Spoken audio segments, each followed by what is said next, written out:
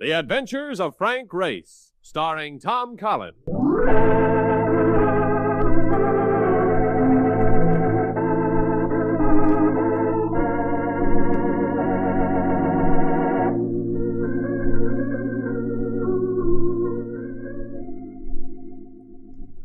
war changed many things, the face of the earth and the people on it. Before the war, Frank Race worked as an attorney, but he traded his law books for the cloak-and-dagger of the OSS. And when it was over, his former life was over too. Adventure had become his business. The Adventures of Frank Race.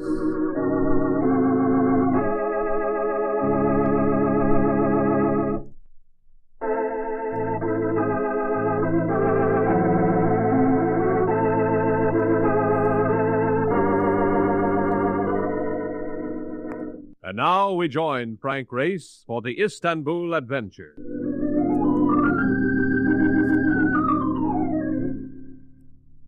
There are men who will tell you they've seen the city die. It's hard to find argument for their words. The population has dwindled to half between the wars. The trade has dried to a trickle. But somehow, with a wet night engulfing crooked streets and shadowy bazaars, I was feeling the old exhilaration and expecting sense of violence. As always, Istanbul. Here, this doorway.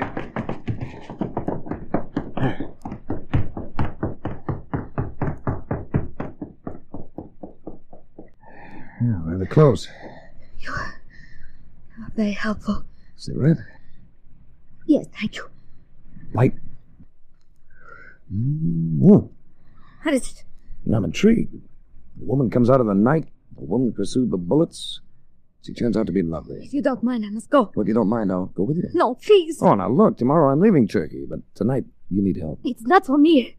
It's for a friend. A friend who's in trouble at Murcott like yourself. American? He's hurt, badly hurt. I think he's dying. Well, let's get him a doctor. That's why I'm trying to get out of this sector.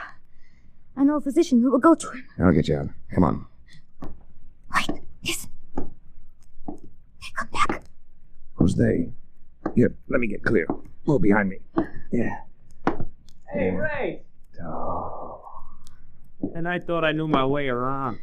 This is worse than driving a hack in Boston. It's all right. His name's Donovan. He's Brooklyn Irish and does harmless. Hey, what goes on? Where are you, Frank? Right here. Where have you been? Oh, where have I been, he wants to know. I am out with a man just because he wants to go walking and he disappears. Where have I been? I happened to turn up a side street while you were gaping in some window. I imagined you'd follow. What do you say we start grinding back at a hotel, huh? Even with this slicker on, I'm beginning to feel like a bladder. Hey, what's this? And come to think of it, we don't know each other's name, do we? I'm Frank Race. I'm Lisa Kruger. What's the story, Red? Well, I don't know all of it, Mark. But there's an American nearby who needs medical help. We're going to get him a doctor. There are people around here who might try to stop us. You talked me out of bringing along my end wrench. In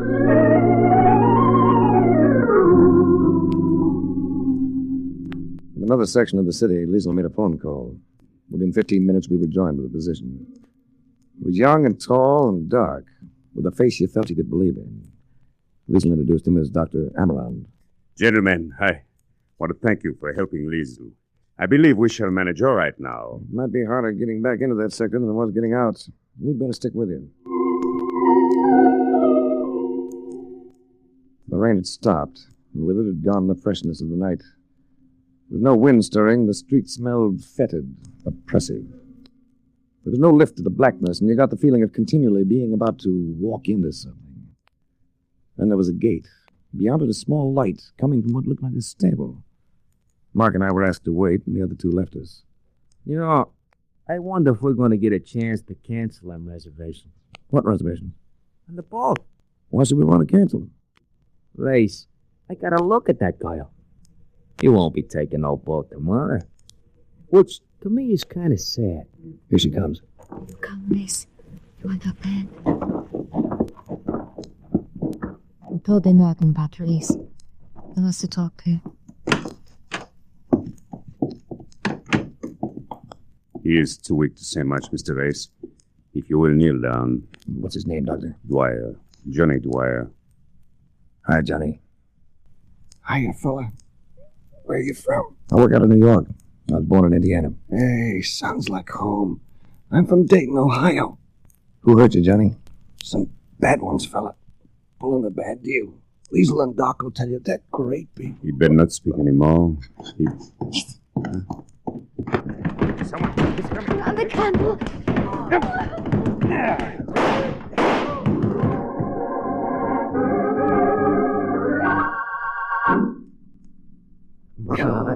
Come out of it, Race. Come out of it, will you? Well, it's better. Oh. What happened to me? Well, you won't need to part your hair for a while, not the way that slug creased your head. Where's Liesl? And the doctor? I guess they got away. The doc got in a lick too, eh? One of them visitors is as dead as a small carrot. What about Johnny? Johnny Dwyer? He's dead too, Frank. I don't know what these people are playing, but it ain't post office, Frank. It ain't post office.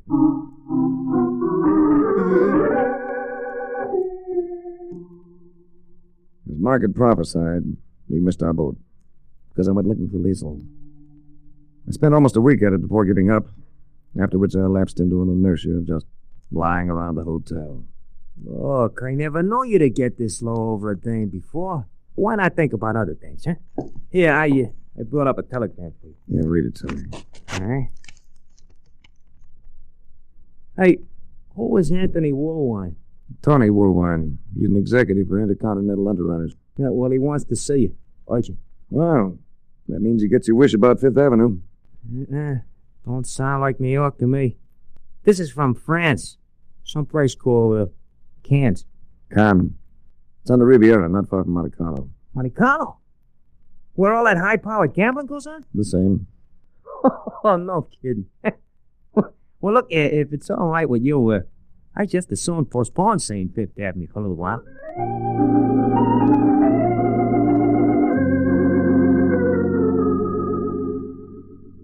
Tony Woolwine. A nice guy who always seemed to be that there was sunshine. At Cannes, he had everything to go with the climate. Rambling villa, lots of ground around it, lots of swimming pool taking up the ground. He greeted me in bathing trunks and a tan that made everything about him seem bomb but his grin. It may look like a holiday, Frank, but I'm not over here just for laughs. I've been wondering why you sent for me. Tomorrow you embark on a dirty job. Oh, that's the one. Thanks. Do you mind if I make a personal observation? Go ahead. Got me under your spell. You don't seem to have your usual eye out for the ladies. And here I've been thinking that this crop I gathered was unusually bounteous. Well, with your usual discernment, you've provided both quantity and quality. I've noticed. Particularly that bit of symmetry near the dining board. In the black suit? Ah, that's better. Now I'll stop fretting. Oh, there's somebody I want you to meet. Chuck? Yeah? Come on over here. It's a flyer I'd like to have you know. You like him. He's offered to help us out on this task I mentioned. Hi. Chuck, I want you to know Frank Race. Chuck Bell, Frank Race. Oh, how do you do? How are you? And I am Liesl Kruger. She stood there quietly and utterly composed.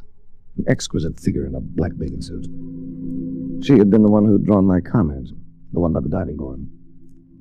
She looked young, younger than she had in Istanbul, and her loveliness in the stare of the sun was something to take the breath out of you. Where, oh, where did we find this? Woolwine, you've been holding out on us. Hey, look beautiful. We thought you were dead, Race, when we saw you go down with the blood all over your face. What? You got away all right? You and the doctor? Hammeran's arm was broken by a bullet. He got away. You couldn't have done it had not you and your friend been there to confuse him. I realize this must be some sort of a reunion, Is but... Race the man you were telling me of, Tony? Yes, Race is the man. You mean there's a tie-up here somewhere? Well, my side of it is purely insurance. The company's had to pay off claims on 3 large shipments of food, clothing, and medical supplies coming to Europe from the United States. We don't want to have to refuse insurance on future shipments, but naturally we can't keep that up. So we've got to solve the problem. I take it these shipments weren't lost at sea. Liesl, now it's your turn. But it's the same thing that has been choking Europe to death for so long, Race. Black market. Last year it seems to have come under the control of one organization. All over the continent. Is this what you've been fighting? You and Dr. Amaran? Yes. To Americans, the black market might seem vicious. But I'm sure it seems impersonal. A blight that doesn't really touch. But with us... Well, I had a brother. All I had left of my family. And a year ago he became ill of pneumonia.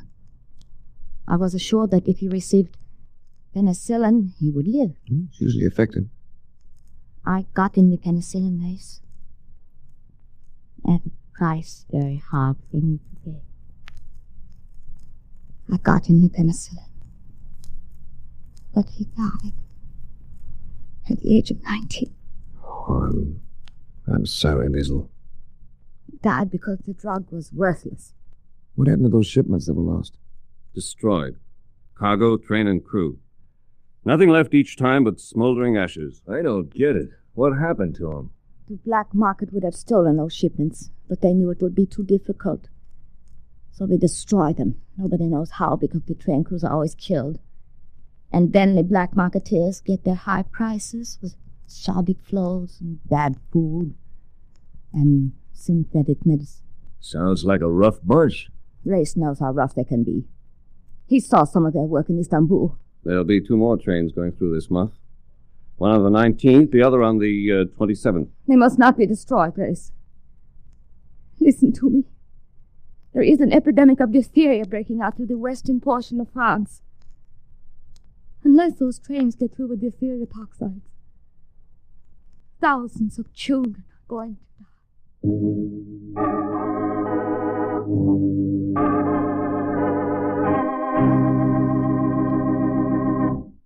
We'll return to the adventures of Frank Race in about 1 minute.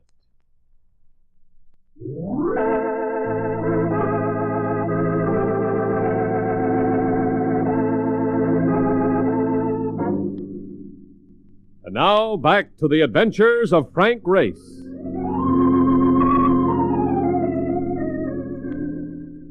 The coastline of the Riviera is like no other place in the world. But for me, Liesl Kruger made it even more glamorous. Glamour. There was a quality she would carry with her wherever she went, heightening it with her beauty and a willingness to involve herself in lethal danger for a cause without profit. There's no other spot like this is. For me, that is. We've probably seen other places just as lovely. Just this. It was lovely? Yes. It was unique? Not quite. Oh, it's such a beautiful evening. Liesl, Yes, sir. how do I get my teeth into this fight of yours? Where do I start? Armand. Armand can tell you more about it even than I. Where is he? In Toulon. He would be happy to see you. You seem very close, you and the doctor. Well, when 2 persons share the dangers we have shared, there will naturally be a bond. But I'm not in love with him. Yes, that is what you mean. Why do you do it, Liesl? Why do I fight? That was my brother. And I suppose there's something else. Something it would be hard to put into words. You should know. You have the same thing. Why get paid for what I do? Oh, you always get paid. Who paid you for helping us in Istanbul? Get out of it, Liesl. Let Amaran fight them. Let me fight them. But you get out of it. What is it? We stood facing one another. And over my shoulder, the moonlight spotlighted the terrific face of hers, with its provocative lips and frame of thick, lustrous hair. I didn't grab her, and I reached for her gently, and everything took time out for a while. I meant that, Race. So did I. And I'm asking you again to pull out of this business. Race, I can't. I've got to stay with it to the end. No matter what the end may be.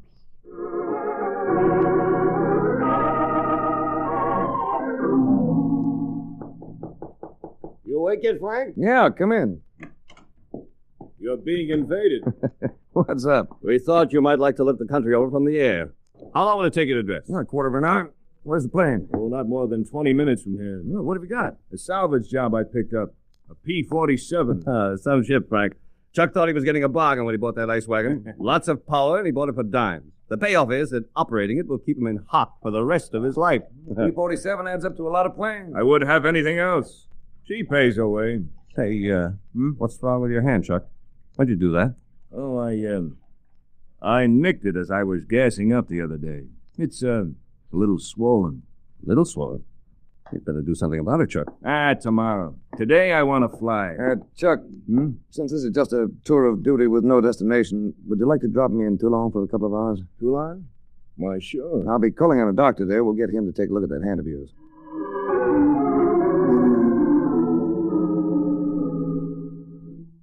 Amaran stared at me when he saw me. His left hand hung in a sling. One of his eyes was almost shut with a bruise that extended down the whole side of his face. Race. But we thought They that... thought I'd been killed. Liesl told me. Liesl, you've seen her. Oh, why do we stand here? Come in. She told me where to find you. Huh? I'm in this with you now, all the way. And there's an American insurance company behind me. Oh, thank heaven. You cannot know how much we need help. Tell me about Johnny Dwyer. Where did he fit in? What happened to him? Well, he was, first of all, an idealist. So many of you Americans are. And he knew how to fight. So they murdered him. What was he doing in Istanbul? He'd learned too much. So the black marketeers chased him from here. From Toulon? Is that why you're here? Yes. Johnny Dwyer stayed at a quayside hotel there, a rat trap called the Charbonnier.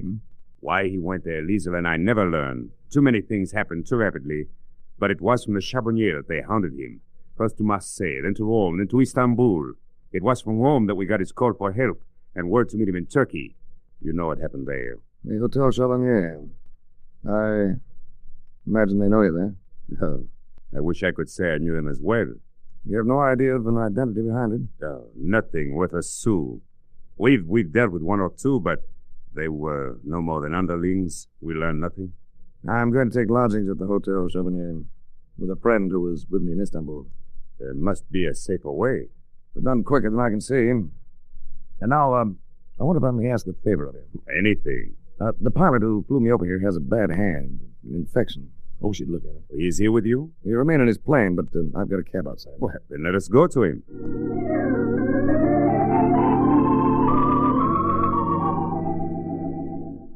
We found Chuck Farrell leaning against the fuselage of his P-47.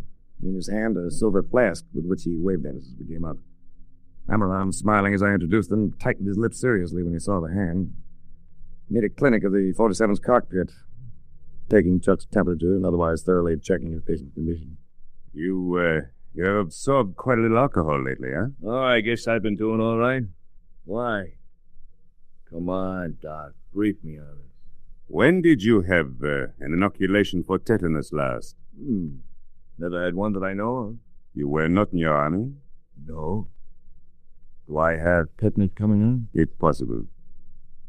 Bad, Since you have received no toxoids, then I can bolster an inoculation with antitoxin. It's indicated. Well, then let's have it. Will it make me sick? It may not, depending on your sensitivity to it. You should not fly this plane. Oh, ever been checked out in a P-47 race? Yeah. Good. Then you can ferry us back. Well, possibly Dr. Amaran will come over and check your condition in a day or so. Of course. And when will you keep the rendezvous we discussed? As soon as I can pry Mark Donovan loose from those Monte Carlo gaming tables.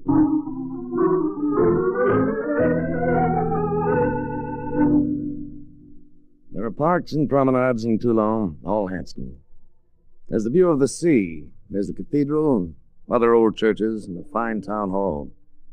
Not far from its docks, on a crooked street, forgotten by all but the police, and a few citizens who would prefer that the police also forgot it, stands the Hotel Charbonnier, as dubious a hostel as you'll find anywhere along the Mediterranean. I will say just one thing.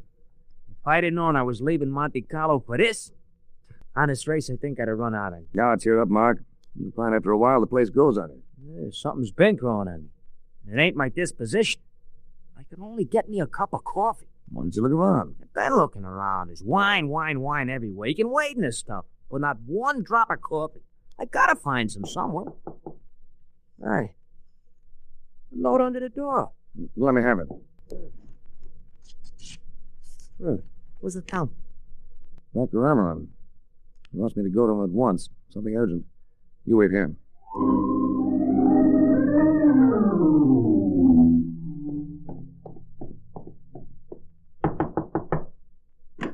Oh, Come inside, Race. What is it? Trouble? Worse than that. Tragedy. Look over there. Liesl! She's been hurt. What is Donovan? What happened to her? She's dying, Race. She got here about an hour ago. She's been trying to tell me what happened, but she's had only strength enough to say your name. You've got to save her. I've done everything I can, Race. Talk to her. She will hear you. She wants to hear you.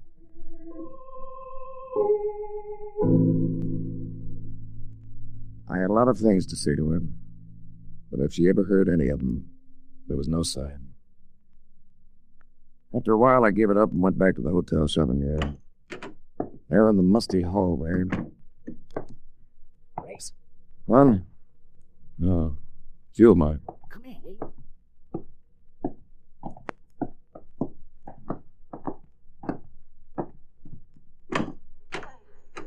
Gotta have a look in here.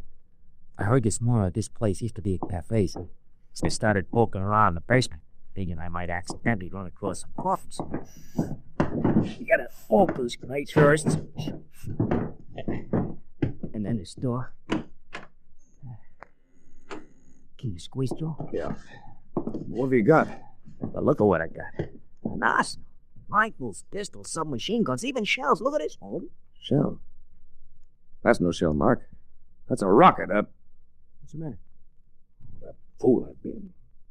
Chuck Farrell and his P-47. What are you talking about? P-47's Thunderbolts. Along with the British Typhoons, they were the top rocket-firing planes of the war. Rockets for knocking out tanks and trains. Trains, Mark, do you hear that? Certainly, I hear it, but Chuck Farrell, he destroyed the supply trains. Then I've been eating with him, drinking with him, flying with him. Grace. What's it? Son, wasn't on what we were doing. Here, load this pistol. You're going up through that window up there. When you get clear, fire 2 shots, you understand? Then head for Woolwine. Tell him about this whole setup. Now, wait a minute. You can boost me up to that window, but what about you? How you gonna get out of it? Give me a foot and get going. Here. Okay, I'm up. Get clear to the street before you signal. Yeah, but what are you gonna do? Hold him off with this Tommy gun. Get going. Okay, of course.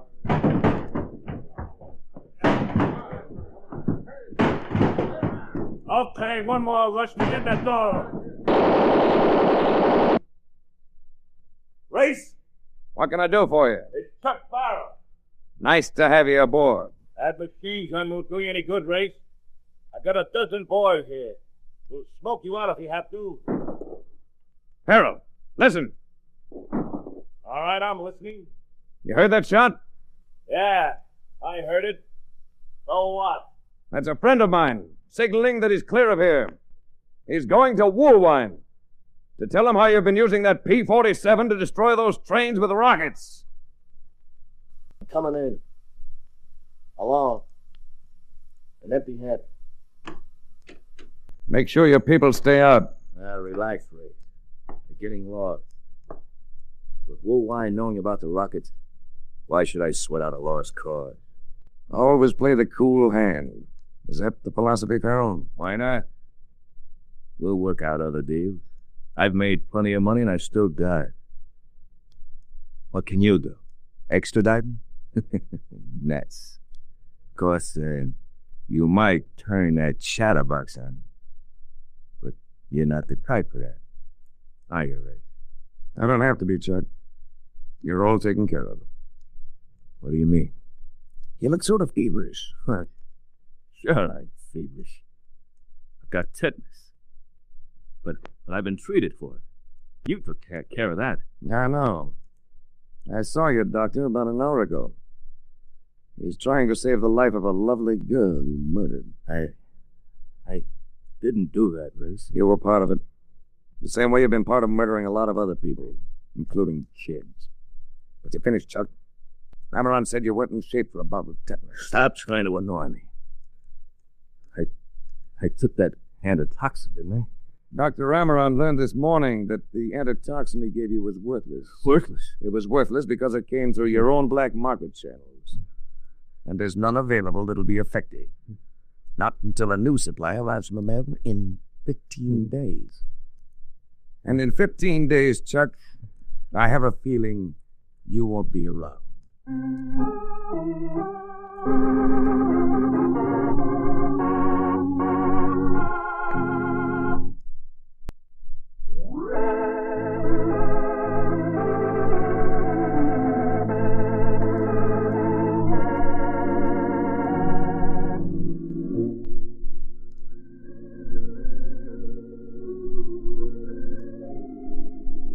Adventures of Frank Race, starring Tom Collins, came to you from Hollywood.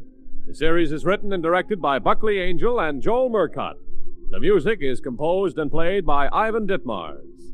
Be sure to be with us again this time, 1 week from today, for another dramatic chapter in The Adventures of Frank Race.